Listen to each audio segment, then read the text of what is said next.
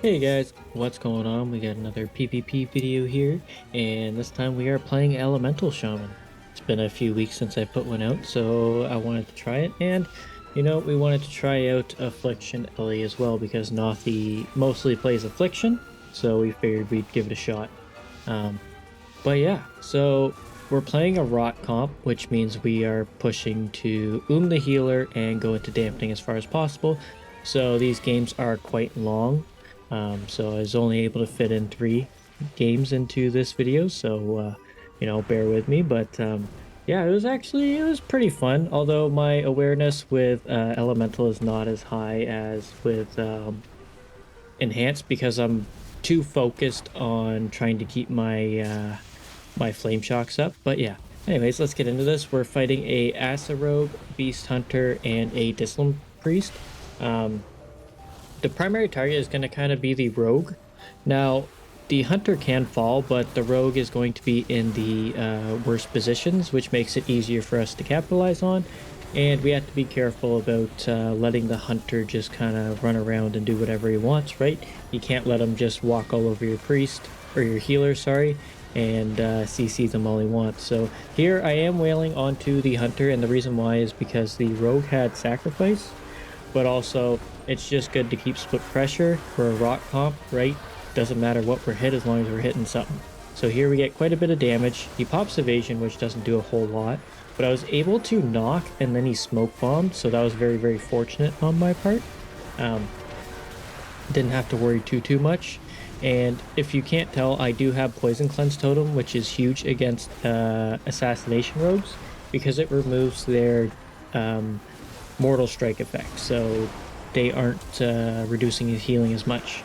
But anyways, here we start pushing. I have Cage Totem, so I pull them away from the dragon because I don't want them. And then I guess the priest must have either hit the wrong button, but ended up putting his barrier down in a completely wrong place. And the priest got slept as well. But here we start getting a whole lot of damage. Everybody's very low, as you can tell.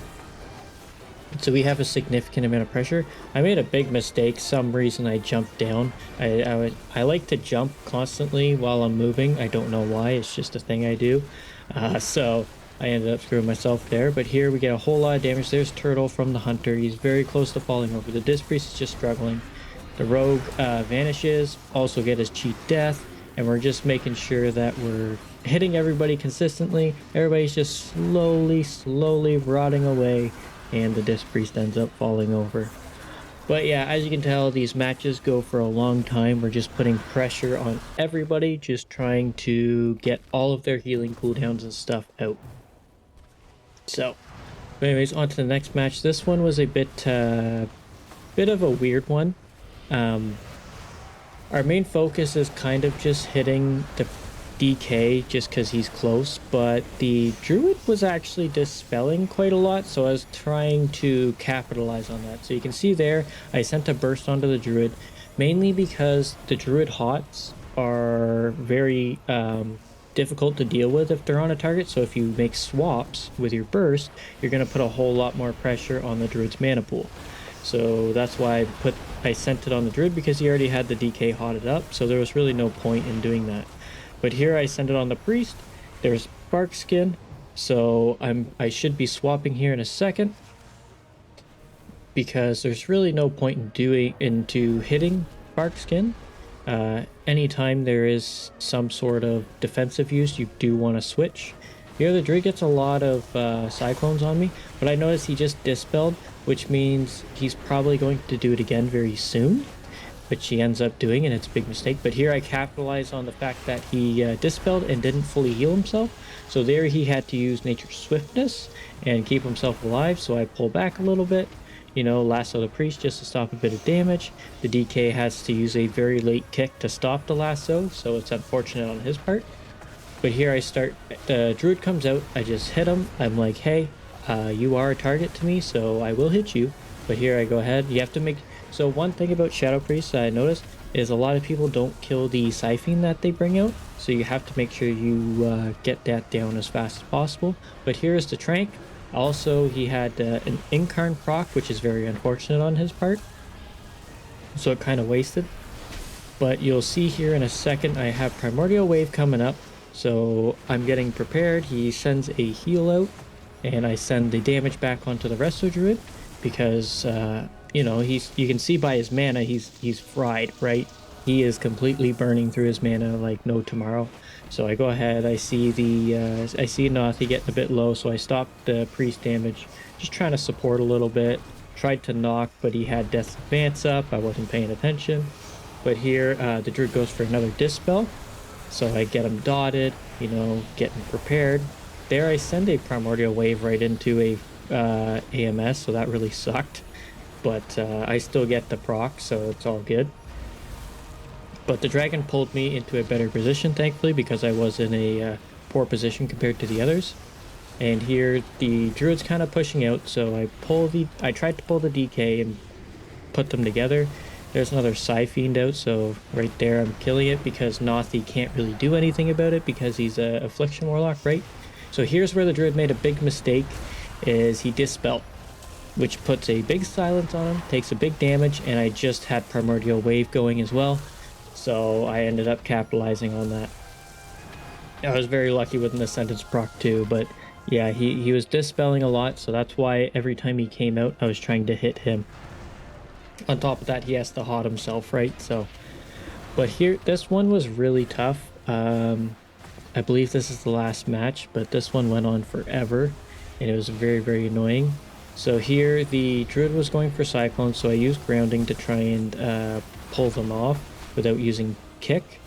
And here, our main focus isn't really anybody. It's like whatever's in line and whatever feels like it's falling over.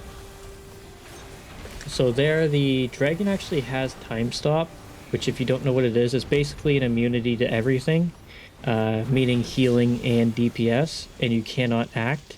So it's just like a complete, you know, it's a time stop. So our main focus is kind of the dragon, but like I said, we're a rock comp, we're just kind of hitting everything. So here the Shaman uses Tide Totem, so I go after that right away because that does a significant amount of healing. I'm also trying to do a little bit of healing myself with Healing Stream. You have to make sure you're keeping that active. And make sure your Flame Shocks are always up too, because the Shaman's probably going to Dispel every once in a while, even though there is an Affliction Warlock. So this is where my awareness is not good, is I'm not focused on what they're casting. Because I could have stopped a whole lot of clones.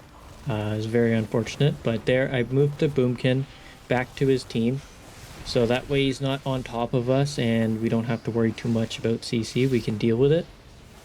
But here they have a pretty good combo here, which is static into a solar beam, and it's just really really painful to deal with that because we can't deal with the solar beam and we can't quite deal with the static because we're in the solar beam, so it's real pain. But as you can see, we're kind of pushing them on the back line, but every once in a while they push us back. So you can see Nathi getting low there, see the dragon getting kind of low. The Shaman's mana is quite in par with our dragon healer mana, so it's not really working out for us, but they're kind of a similar comp to us with a bit more single target pressure, which is good for us because dragons excel at burst damage, right? Or burst healing, sorry. So but here I get my my Flame Shocks back out, but he gets a Dispel, so I start wailing on the Shaman just to, you know, capitalize on it, making sure that he has to heal other people, because it's easier to heal one target than it is to heal 3 targets. So here's another combo that they set up. I tried killing the static, thankfully I did, but Nathi's still getting very, very low. He ends up having to use his Emerald Communion, which kind of sucked. But here I'm kind of standing out. I get cloned, which is very unfortunate. I probably could have kicked that. Again, my awareness with Elemental is very, very poor. I don't know why. I think I'm just way too focused on trying to get Flame Shocks out and making sure they are all active. But here they're kind of LOS other healers, so I go ahead and lasso, and he ends up having to trinket it, thankfully. And then the dragon grips me around a corner. But there the Shaman went for a really good lasso, which could have been very painful, but thankfully he dipped out in front of the pillar so I could interrupt him. Also, killing grounding totems is a pain, so just keep awareness on those too. There's really no easy way other than just trying to target it. But here I get a triple primordial wave damage here, so we got a lot of damage. We get another static into solar beam, so I'm watching for the stun totem, making sure I can get that down before I take out the cage totem, right? So that is a priority. And here I'm on the other side of the pillar, which isn't really the best position for me. And the reason why is because dragons have very limited range, right? So you don't want to, put them into bad spots. But I also didn't really want to be both on the same side because we want to put pressure on them, right? We kind of want that triangle rotation, putting pressure in behind the wall, because both of these guys have very good single or quick cast effects. So we have to be very, very careful about how we push in. Well, yeah, here all my flame shocks are kind of gone. There, thankfully I get them back. I get very, very low here. Is very lucky that the dragon had something, or I think I may have used Hellstone. I wasn't paying attention. But here I tried to get that totem, but just not in time, unfortunately. But here they start pushing us out. I see a hex about to go off, or maybe it already did. I was gonna dispel it, but it ended up breaking, or he trinketed. So thankfully that. But here, Nathi gets a huge amount of damage, and I get a bit of damage too. I see the tide totem, I instantly go for it, and then I get a proc, and Nathi's just rotting them down. But yeah, that is it for this video. Hopefully you guys enjoyed. Hopefully you don't mind seeing a bit of Ellie. We'll play it every once in a while. But yeah, that is it for the video. Thanks so much for watching. Hopefully you enjoyed, and hopefully I'll see you in the next one. Laters!